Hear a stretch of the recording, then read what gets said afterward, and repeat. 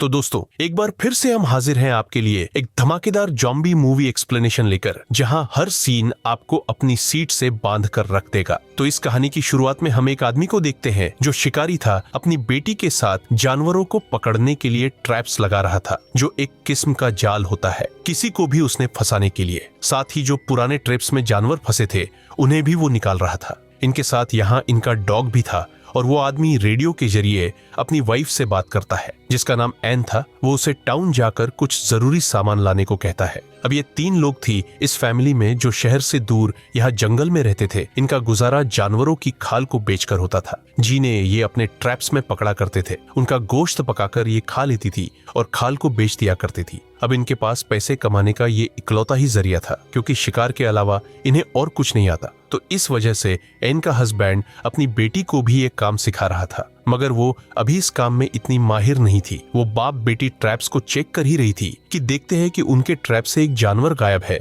जो देखकर उसकी बेटी कहती है कि ये काम जरूर उसका हो सकता है। वो वापस आ गया है। वो यहाँ भेड़िए की बात कर रही थी, जिससे हम समझ पाते हैं कि पहली बार नहीं हुआ, ऐसा पहले भी होता रहता है। उधर न जानवरों की खाल लेकर एक स्टोर में उन्हें बेचने के लिए जाती है, जहां वह काफी परेशान नजर आ रही थी, क्योंकि खाल की कीमत गिरने की वजह से ना तो उसे सही पैसे मिलते हैं और ना ही खाने के लिए इतना सामान मिलता है। दुकान का मालिक उसकी परेशानी देखकर कहता है कि आम जानवरों की खाल के इतने ही पैसे होते हैं। अगर आपको ज्यादा पैसे चाहिए तो आपको भेड़ की खाल लानी होगी। मगर फिर भी एन परेशान ही थी, यह सोचकर कि मैं भेड़िए के खाल कहां से लाऊं। वो वहां पर लग पोस्टर्स को भी बड़ी घर से देख रही थी, जो किराए के घर की थी और अच्छी जॉब की। उसकी शक्ल देखने से लग रहा था कि वो घर भी लेना चाहती है और अच्छी जॉब भी करना चाहती है, मगर किसी वजह से नहीं कर सकती। उसे शिकार करना भी नहीं पसंद। वो भी यही चाहती है कि हम जंगल की बजाय टाउन में रहे और मैं अपनी बेटी को अच्छे स्कूल में भेज सकूं। मगर क्योंकि उनके पास इतने पैसे नहीं थी, इसीलिए वो घर वापस आ जाती है। घर पर एन का हस्बैंड अपनी बेटी को खाल निकालना सिखा रहा था, जबकि एन सबके लिए खाना बना रही थी। रात को खाने के वक्त भी सबका इमोट खराब था, क्योंकि पैसे न होने की वजह से खाने को ठीक से कुछ था ही नहीं।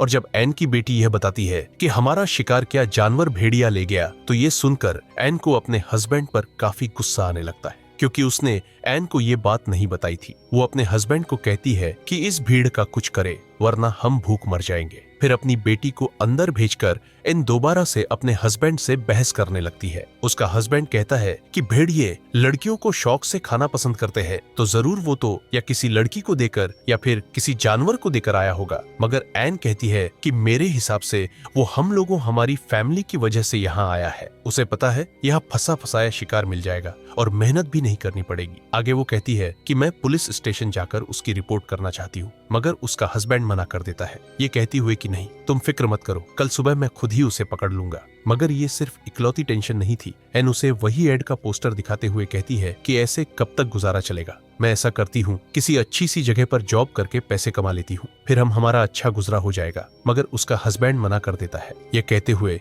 कि शिकार के अलावा हम कुछ नहीं कर सकते और हमें आता भी कुछ नहीं है। इसके बाद ये दोनों बाहर आ जाते हैं, जहाँ भी एन अपने हस्बैंड को समझाने लगती है कि देखो, आप अपनी बेटी के लिए कुछ नहीं सोच रहे। ये जिंदगी आपने चुनी है, आपकी वजह से मैंने चुनी है, मगर हमारी बेटी को कोई चॉइस नहीं मिली। जिसे वो चुनती, वो जो करना चाहती है उसे करने दीजिए। उसे इस वक्त पढ़ाई की टेंशन होनी चाहिए, न कि जानवरों की बेड़िए की। और यहाँ जंगल में कौन इंसान रहते हैं, ये कोई समझदारी तो नहीं। मगर नाक समझाने के बाद भी उसके हस्बैंड को समझ नहीं आती। वो कहता है कि हम रहते हैं ना इधर, ऐसे ही हमारी आगे आने वाली नस्ल भी रहेगी। मतलब कुछ भी हो जाए, उनका ये जंगल नहीं छूटेगा। फिर अगली सुबह जब वो बेड़िए के शिकार पर जा रहा था, तो अपनी बेटी की जिद करने पर वो उसे भी साथ ले जाता है, जो बात एन को जरा भी पसंद नहीं आती। जिस वजह से वो अपने हस्बैंड से रेडियो के जरिए बात करती है। वो कहता है कि जैसे मुझे भेड़ की होने का एहसास हुआ, शिकार की नौबत आई तो मैं इसे वापस भेज दूंगा, जो बहुत जल्द आ भी जाती है, क्योंकि उसे बेड़ी के पैरों के निशान देख गए थे। वह समझ गया था कि जरूर वो आसपास ही है, इसलिए सारी बात समझाकर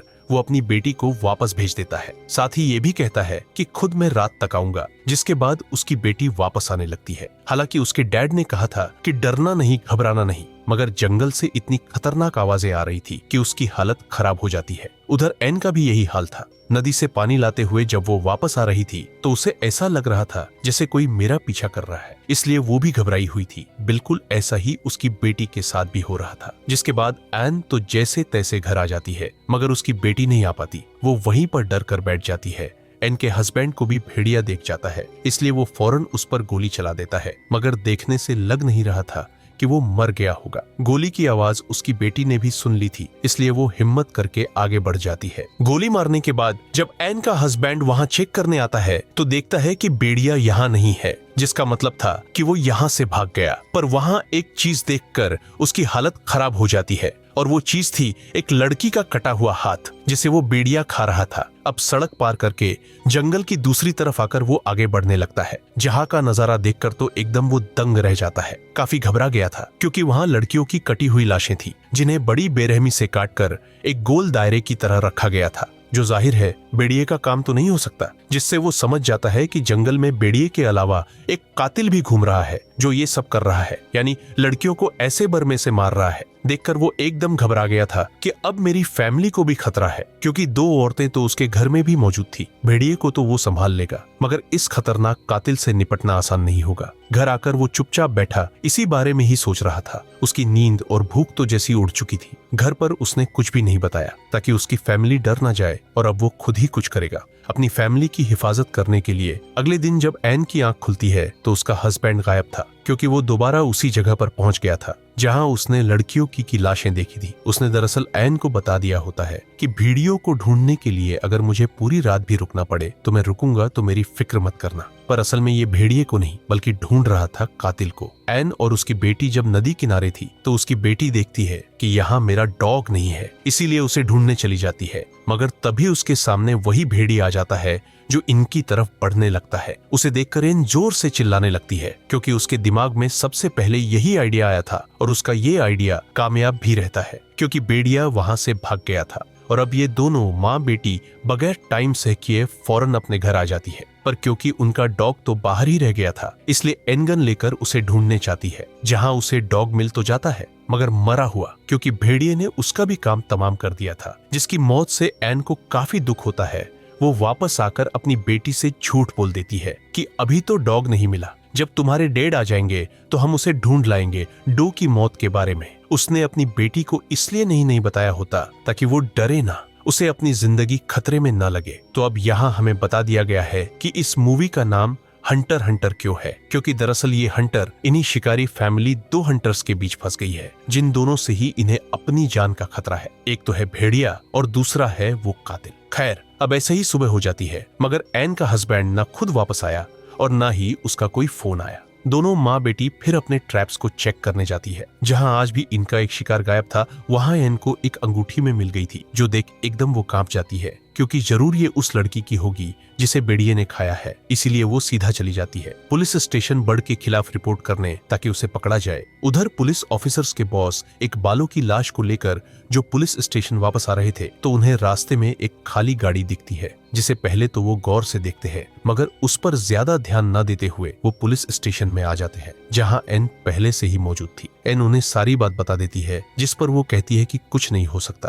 क्योंकि आपका एरिया हमारे अंडर नहीं आता। साथ ही हम भीड़ को भी नहीं पकड़ सकते, क्योंकि उसकी कोई गलती है ही नहीं। वो कोई इंसान थोड़ी है, वो जानवर है, उसे कोई समझ नहीं है। वो तो वही कर रहा है जो उसकी आदत है, जो वो हमेशा से ही करता आया है। जंगल में आप रहते हैं, शिकार आप करते हैं, तो 100% गलती आपकी है ना कि भेड़िए की तो अगर कार्रवाई होगी तो आप लोगों पर होगी ना कि भेड़िए पर। अब मदद तो नहीं मिली, इसलिए एन को थोड़ा बहुत खाना ले घर वापस आना पड़ता है। फिर वो अपने डॉग को दफनाकर एक हिरण के बच्चे को मारकर अपने साथ घर ले आती है। अभी था तो गलत ही, मगर खाने के लिए इन्हें कुछ तो करना ही था। उसके हस्बैंड का कुछ अता पता नहीं था। बढ़िया सर पर सवार है, खाना खत्म हो रहा है, इसलिए अब जो भी करना था एन को करना था। एन फिर अपनी बेटी के साथ मिलकर हिरण की खाल को उतारती है, जिसके बाद ये दोनों उसे पकाकर खाने लगती है। जी हाँ, तभी अचानक रेडियो पर कुछ हलचल महसूस होती है। एन बोलती तो है, मगर आगे से साफ आवाज नहीं आती। फिर रात को जब ये दोनों माँ बेटी सो रही थी, तो अचानक इनकी आंख खुल जाती है, क्योंकि जंगल से किसी के चिल्लाने की आवाज आ रही थी। जब ये चेक करने जाती है तो हम देखते हैं कि एन का हिस्स पर नहीं है, बल्कि ये कोई अनजान आदमी है जो काफी जख्मी था और मदद मांग रहा था। तब एन अपनी बेटी को वापस घर छोड़कर एक चीज पर उस आदमी को लिटाकर अपने घर ले आती है, क्योंकि भेड़िया उनके आसपास भी हो सकता है। चेक करने पर उस आदमी के पास एक रेडियो निकलता है, साथ ही उसकी टांग की हालत भी काफी खराब थी। अब ये रात भी ऐसी ही गुजर जाती है। अगली सुबह जब एन की बेटी उसके पास आती है, तो अचानक उसकी आंख खुल जाने की वजह से वो घबरा गई थी। फौरन अपनी मॉम को बुला लेती है। उसकी मांगने पर एन उसे पानी पिलाती है और टांग के जख्म पर टांके भी लगा देती है। उसे देख एन की बेटी को अजीब लग रहा था, इसीलिए वो अपनी मॉम से कहती है कि डैड ने कहा था कि कभी भी किसी अनजान आदमी पर भरोसा मत करना। जो सुन एन कहती है, देखो उसकी हालत वो कितना जख्मी है और अगर तुम्हारे डैड इधर होते तो वो भी इसकी मदद जरूर करती। उधर बॉस दोबारा से जब पुलिस स्टेशन आ रहा था तो उसे वो गाड़ी फिर से वहीं खड़ी हुई दिखती है, जिससे वो समझ गया था कि पिछले 2 दिन से ये गाड़ी इधर ही खड़ी है। वो अपनी गाड़ी से उतरकर आसपास देखने लगता है और जब उसे कोई भी दिखाई नहीं देता तो उस गाड़ी का नंबर ही नोट कर लेता है। जवान आदमी जागता है तो अपना नाम बताता है कि मेरा नाम लू है ना। उससे पूछती है कि इस जंगल में ज्यादा लोग नहीं आते तो तुम इधर क्या कर रहे थे। इस पर लू बताता है कि यही तो मेरी खासियत है, असल में मैं इस जंगल की तस्वीरें लेने आया था मगर रास्ते में ही मेरी गाड़ी खराब हो गई तो मैं पैदल ही जंगल में आगे बढ़ गया, जहाँ चालन मुझ पर किसी ने हमला कर दिया जो शायद भेड़िया हो सकता है क्योंकि मैंने उसे देखा नहीं और वो गाड़ी जो इतने दिनों से खड़ी है वो मेरी ही है। अब उसकी हालत इतनी खराब थी कि उसे हॉस्पिटल ले जाने की जरूरत थी मगर भेड़िए की होते ये नहीं जा सकती क्योंकि अगर भेड़िया वहाँ हुआ तो ये भाग नहीं पाएंगे। खैर फिर भी एन अपनी बेटी की मदद से उसे गाड़ी तक ले जाने की कोशिश करती है मगर रास्ते में लो दर्द से चिल्लाने लगता है, इसीलिए उन्हें दोबारा से घर वापस आना पड़ता है। दोनों माँ बेटी ने अब जहर लगी गोश्त के टुकड़े वहाँ फेंक दी थी, सादे ट्रैप लगाकर वहाँ आग भी जला दी थी ताकि ये लोग उस भेड़िए से बच सके। उधर बोस गहरी सोच में पड़ा हुआ था क्योंकि पिछले काफी वक्त से लगातार लोग गायब हो रहे हैं, खास तौर पर लड़कियां, जो सिलसिला अभी भी जारी है। अब हालांकि उसकी ड्यूटी खत्म होने में सिर्फ 1 ही घंटा रह गया था मगर फिर भी वो उस गाड़ी को चेक करने जाता है जो उसकी सबसे बड़ी गलती थी। वो निशानों का पीछा करती आगे बढ़ ही रहा था कि तभी उसका पैर एक ट्रैप में फंस जाता है। वो उसे छुड़ाने के लिए जैसे थोड़ा हिलता है तो हाथ भी फंस गया था, जिससे जाहिर है ये अब यहाँ फंस चुका है, कहीं भी नहीं जा सकता और ये ट्रैप जरूर एन के ही ने लगाए होंगे कातिल को पकड़ने के लिए, मगर ये बेचारा इसमें बस गया। उधर गन लेकर एन पूरी तरह चौकन्ना खड़ी थी मगर पूरी रात बीत जाने के बाद भी ना तो उसका हस्बैंड वापस आया और ना ही बेड़िया पुलिस स्टेशन में जब एक ऑफिसर आती है तो वो उसकी वाइफ का वॉइस मैसेज सुनती है जिसमें वो कह रही थी कि बॉस कल रात घर वापस नहीं आए। अब ये ऑफिसर रेडियो के जरिए उनसे बात करने की कोशिश करती है मगर वो कोई जवाब नहीं देती, इसलिए अब वो भी उस जवाब के लिए निकल जाती है। उधर एन को भी अपने हस्बैंड की फिक्र होने लगी थी, इसीलिए वो नक्शा लेकर अपने हस्बैंड को ढूंढने के लिए निकल जाती है। उसे एक ट्रैप में खरगोश पैसा मिलता है, इसे न चाहते हुए भी इसे मारना ही पड़ता है। ऐसा करके वो काफी दुखी हो गई थी क्योंकि ये इसका काम नहीं था। अब तभी रेडियो में हलचल होने लगती है, इसीलिए वो दोबारा से आगे बढ़ने लगती है, जहाँ जाकर तो उसके होश ही उड़ जाते हैं क्योंकि वहाँ पड़ी थी उसके हस्बैंड की लाश। उसे ऐसे मरा हुआ देखकर वो काफी टूट जाती है और फूट फूट कर रोने लगती है और अब जाकर उसे सारी बात समझ आती है। उसके हस्बैंड को भेड़िए ने नहीं बल्कि मारा है लू ने, क्योंकि वही वो कातिल है जिसने बाकी लड़कियों को भी मारा था। एन की हस्बैंड ने उसे पकड़ लिया था मगर लो उसे मारकर भाग गया, पर फिर भी उसके हस्बैंड ने लो को काफी जख्मी कर दिया था मगर एन ने दोबारा उसे अपने घर में लाकर उसकी जान बचा ली। अब ये चीज एन के लिए किसी सदमे से कम नहीं थी क्योंकि वो उस आदमी की सेवा कर रही थी जो उसके हस्बैंड का कातिल है। इस बात से अब तक वो अनजान थी। अब ये एहसास होते ही वह घर लेकर जल्दी से घर की तरफ निकल पड़ती है क्योंकि इसने एक और गलती कर दी थी। ये अपनी बेटी को लोग के साथ अकेली छोड़ाई। उधर ऑफिसर भी उस जगह आकर वो उसको ढूंढने लगती है। वो उसको जब ऐसा महसूस होता है कि कोई यहाँ पर है तो वो अपने गन से 2-3 गोलियां चलाता है, जिससे बहुत जल्द ऑफिसर उसे ढूंढ लेती है और उसे ऐसे ट्रैप में फंसा हुआ देखकर फौरन यहाँ मदद बुला लेती है। एन बड़े ध्यान से घर के अंदर जाती है, देखती है कि उसकी बेटी बिल्कुल ठीक है और बड़े आराम से सो रही है, मगर यहाँ वो कातिल नहीं था क्योंकि वो तो छुपा हुआ था। दरवाजे के पीछे फौरन ही वो एन पर हमला कर देता है। जिस जोर जबरदस्ती में एन की गन से गोली चल जाती है, जो आवाज सुनकर उसकी बेटी की आंख खुल गई थी, वो यहाँ आकर देखती है मगर कोई फायदा नहीं होता क्योंकि तब तक एन को लो ने मारकर बेहोश कर दिया था। जंगल में पुलिस भी आ गई थी मगर इससे पहले वो बॉस को ट्रैप से आजाद करते बॉस अपना दम तोड़ देता है। अब इन्हें आंख उनके निशान देखते हैं, जो देखकर सारे पुलिस ऑफिसर्स जंगल में आगे बढ़ते हैं। एन को जब होश आती है तो लो उसे ट्रक की चाबी मांगता है, जिस पर वो कहती है कि एक शर्त पर पहले बताओ कि मेरी बेटी कहाँ है इस बात का। तो वो कोई जवाब नहीं देता मगर कहता है कि ऐसा कभी भी ना होता अगर तुम्हारा हस्बैंड अपने काम से काम रखता और बीच में ना आता।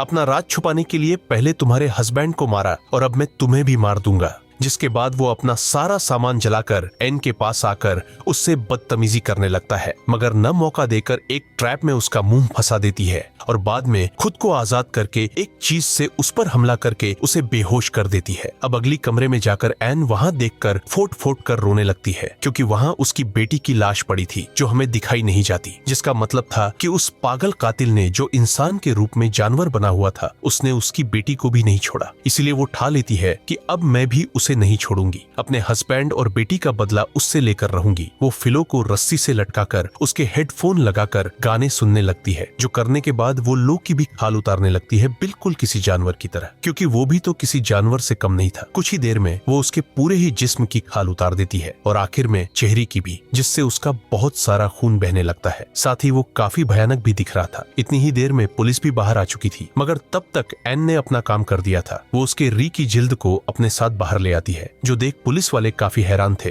वो उसके री की जिल्द को पुलिस वालों के पास फेंक देती है, जो देख उनके होश छूट जाते हैं। पुलिस अंदर जाकर चेक करती है, जहाँ लो अभी भी जिंदा था, मगर उसकी हालत बहुत ही खराब थी, इसीलिए कुछ देर ही वो बस जिंदा रहने वाला था। उसे देखने से किसी का भी दिल हिल जाता, इतना भयानक बदसूरत दिख रहा था। वो गाने सुनते सुनते एक जगह पर एन बैठ जाती है और अपनी फैमिली को याद करते ही गाने बंद कर देती है, और इसी के साथ ये फिल्म इधर ही खत्म हो जाती है।